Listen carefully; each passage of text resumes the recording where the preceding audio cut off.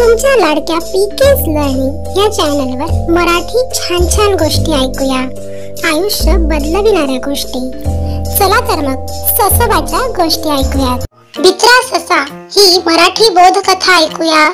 गोष्ट छोटी शिकवण मोठी, भाग 1। गोष्ट लहान मुलांसाठी असली तरी मोठ्यांनीही बोध घ्यावा अशी आहे। पीकेस लर्निंग मध्ये तुमचे सहर्ष स्वागत आहे। बित्रा ससा। एक खूप मोठे जंगल होते। त्या जंगलात चित्रात दाखविल्याप्रमाणे विविध प्रकारचे प्राणी राहत होते। त्यात एक ससाही राहत होता, पण हा ससा गोष्टीच्या नावाप्रमाणेच थोडासा भित्रा होता, घाबरट होता। एकदा खेळून दमून भागून तो ससा एका झाडाखाली गाढ झोपला होता। त्याच वेळी सोसाट्याचा वारा सुटला होता, त्यामुळे झाडाची पिकलेली पाने खाली पडू लागली आणि असेच एक पान सशाच्या पाठीवर पडले आणि ससा खूप घाबरला। तो पळत सुटला। पळता पळता घाबरलेला ससा जंगलात सगळ्यांना सांगत सुटला, आभाळ फाटले, सशाच्या पाठीवर पडले, पाठ फुटली, पळा पळा। आभाळ फाटले, सशाच्या पाठीवर पडले, पाठ फुटली, पळा पळा। असे तो सतत म्हणत पळत होता। त्याचे हे बोलणे हरणाने ऐकले आणि हरीणही घाबरले। हरीणही सशासोबत म्हणू लागले आणि पळू लागले। आभाळ फाटले, सशाच्या पाठीवर पडले, पाठ फुटली, पळा पळा। असे म्हणत ससा आणि हरीण पळत सुटली। पुढे वाटेत त्यांना भेटले माकड। माकडाने त्यांना उत्सुकतेने विचारले, तुम्ही का पळत आहात? काय झाले आहे तुम्हाला पळायला? त्यावर ससा म्हणाला, काय सांगू, आभाळ फाटले, सशाच्या पाठीवर पडले, पाठ फुटली, पळा पळा। तो थरथरत सांगू लागला। त्यांना इतके घाबरलेले पाहून माकडही घाबरले आणि तोही त्यांच्या सोबत पळायला लागला। पुढे त्यांना भेटला हत्ती। त्यालाही तेच सांगितले आणि असे करता करता हरिण, माकड, हत्ती सारेच मिळून पळायला लागले। पुढे वाटेत त्यांना भेटला कोल्हा। कोल्ह्याने उत्सुकतेने विचारले, का रे पळता? मग ससोबा पुढे सांगू लागला, एका झाडाखाली आभाळ फाटून माझ्या पाठीवर पडले आणि माझी पाठच फुटून गेली। असे तो घाबरत घाबरत सांगू लागला। पळा पळा हे ऐकून कोल्हा मात्र काही घाबरला नाही। त्याला खूप हसू येऊ लागले। तो हसतच म्हणाला, असं होय, मला दाखव तर, कुठे आभाळ पडले आहे, कोणत्या झाडाखाली पडले आहे? पण सशाला काही ते दाखवता आले नाही आणि पुन्हा सोसाट्याचा वारा सुटला। तशी झाडाची पिकलेली पाने पुन्हा वेगाने खाली पडू लागली। बिचारा ससा आताही भीतीने थरथर कापू लागला। पडलेली पाने पाहून झाला प्रकार कोल्ह्याच्या लक्षात आला। मग कोल्हा म्हणाला, अरे वेड्या, हे आभाळ नाही फाटले, हे तर झाडाची पाने पडली तुझ्या पाठीवर। असे म्हणत मोठ्याने हसू लागला आणि हे ऐकून इतर प्राणी देखील सशाची फजिती पाहून हसू लागले। कोल्ह्याचे बोलणे ऐकून झाला प्रकार सशाला सुद्धा लक्षात आला। सशाला स्वतःची झालेली फजिती पाहून फार फार वाईट वाटले आणि बिचारा ससा गुपचूप जाऊन झुडपात लपून बसला।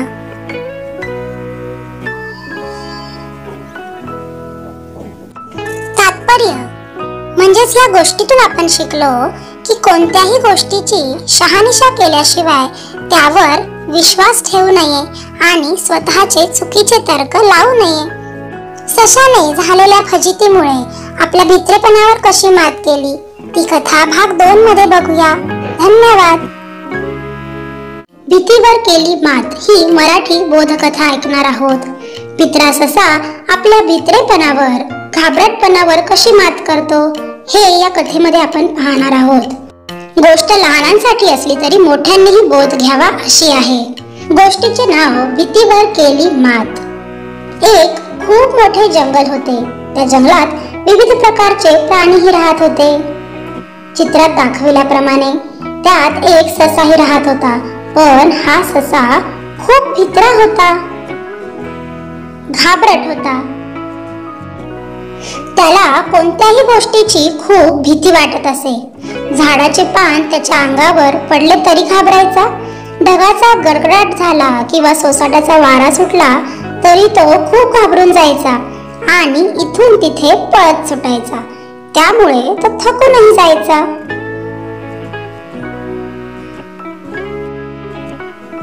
त्याची फजिती पाहून इतर प्राणीही त्याच्यावर हसत असे. त्यांना स्वतःवर हसताना पाहून त्याला फार वाईट वाटायचे. त्याच्या या भीतीला तो स्वतःही खूप वैतागला होता आणि त्यामुळे तो कुठेही शांत स्थिर राहू शकत नव्हता.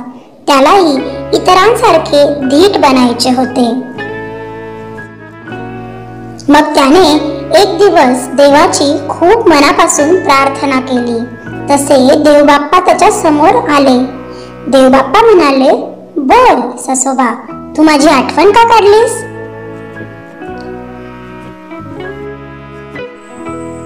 ससा रडत रडत देवाला म्हणाला, देवा, माझ्यावर दया कर. तुम्ही मला भित्रा ससा का बनवले? कृपा करून मला वाघ बनवाल, म्हणजे मी कुणालाही घाबरणार नाही. यावर देवबाप्पा म्हणाले, तथास्तु, आणि निघून गेले. आता देवानेच आशीर्वाद दिला म्हणजे ससा ताबडतोब वाघ बनला आणि त्याचे पंजे नखे टोकदार झाली. तो सतत गुरगुर करू लागला आणि फार फार आनंदी झाला. त्याला वाटले आता मला कशाचीच भीती वाटणार नाही. पण काही दिवसातच त्याच्या लक्षात आले की तो तरीही घाबरत आहे. त्याची भीती काही संपली नाही. मग सशाने पुन्हा देवाला प्रार्थना केली. मग पुन्हा देवबाप्पा समोर आले आणि ससा त्यांना म्हणाला, देवबाप्पा, मी वाघ बनलो तरीही मला खूप भीती वाटते. आता मी काय करू? देवबाप्पा पुन्हा म्हणाले, ससोबा, तू ससा राहा किंवा वाघ, तुझ्या मनात जी भीती होती ती कायम आहे. म्हणजे शरीर बदलले तरी मन तर भित्रेच राहिले. शरीर बदलणे हा यावर उपाय नाहीच मुळी. त्यासाठी तुला तुझे विचार बदलावे लागतील. देवबाप्पा, माझी भीती कधी संपणारच नाही का? सशाने पुन्हा देवाला विचारले. देवबाप्पा म्हणाले, हो हो, तुझी भीती नक्कीच संपेल. पण त्यापूर्वी मला भीती वाटते हा स्वतःच्या मनातील नकारात्मक विचार सोडून दे. नेहमी स्वतःवर विश्वास ठेव आणि मी निर्भय आहे हे मनाला सतत सांगत राहा. संकटापेक्षा मी मोठा आहे हे स्वतःला सांग. तुझ्या भीती या दुर्गुणाकडे पूर्णपणे दुर्लक्ष कर. तू चपळ आहेस. तू वेगाने पळू शकतोस, उड्या मारू शकतोस. तुझी नजर, वास घेण्याची, ऐकण्याची क्षमता तेज आहे, ज्याची तुला शत्रूपासून बचाव करण्यासाठी मदत होते. तू दिसायला सुंदर, कापसासारखे केस तुझे. तुझ्यामध्ये हे जे चांगले गुण आहेत त्याकडे लक्ष दे. तुझ्याकडे जे आहे त्यातच आनंद घ्यायला शिक. मग तू ससाच राहून सुद्धा तुझे आयुष्य न घाबरता आनंदाने जगू शकशील. सशाला असे सांगून देवबाप्पा त्याला पुन्हा ससा बनवून निघून गेले. त्यानंतर सशाने मनोमन ठरवले की कोणत्याही संकटाला न घाबरता खंबीरपणे सामोरे जाणार आणि देवबाप्पाने सांगितल्याप्रमाणे आत्मविश्वासाने वावरल्यामुळे, स्वतःवर विश्वास ठेवल्यामुळे सशाची भीतीच गायब झाली आणि तो आनंदाने त्याचे आयुष्य जगू लागला. गोष्टीचे तात्पर्य असे, म्हणजेच आपण ह्या गोष्टीतून काय शिकलो तर आयुष्य जगताना आत्मविश्वास असणे, स्वतःवर विश्वास असणे हे श्रेष्ठ लक्षण आहे. तसेच आपल्याकडे जे नाही त्यापेक्षा जे आहे त्यात नेहमी आनंदी राहावे। मग मुलांनो, तुम्हालाही भीती वाटते का? परीक्षेची, एखाद्या विषयाची किंवा अंधाराची, अशा अनेक गोष्टींची। पण त्यासाठी घाबरून रडत न बसता स्वतःच्या चांगल्या गुणांवर लक्ष केंद्रित करून आपल्याला नक्कीच यश मिळू शकते। फक्त स्वतःवर नेहमी विश्वास ठेवावा। हा व्हिडिओ, ही गोष्ट जर तुम्हाला आवडली असेल तर नक्की लाईक करा, शेअर करा आणि अशाच नवनवीन कथा ऐकण्यासाठी चॅनलला नक्की सबस्क्राईब करा। धन्यवाद।